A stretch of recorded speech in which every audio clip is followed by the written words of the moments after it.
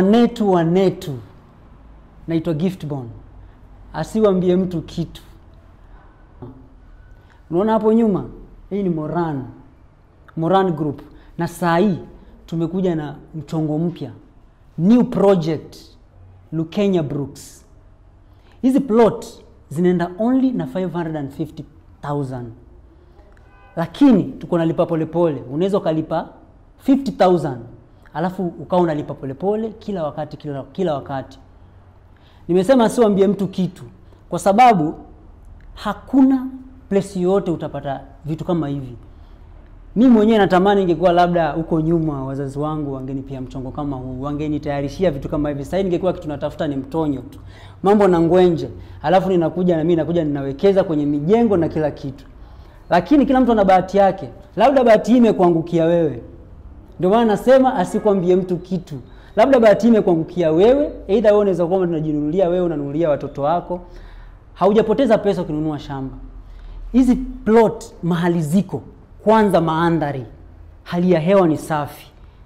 Mahali kwenye unaona kila mahali, yani ni mahali ambapo pamejitenga. Unaona? Kwa hiyo ni vizuri ukija ukiwekeza kwa Moran. Kwanza ikitokea ni mambo na stima, electricity, umeme, kwa Kiswahili wanaita umeme. Stima hiyo ipo, maji, barabara iko sahihi kabisa kwa ajili ya wewe kusafiri kutoka. Hii sehemu iko 7 kilometers kutoka Mombasa Road. Unaona, shule zote ziko hapo karibu. Kama watoto wako wanataka wasome wapi, uko na option. Unaweza ukachagua wewe mwenyewe utamsomesha shule gani kwa sababu shule zipo. Unaona?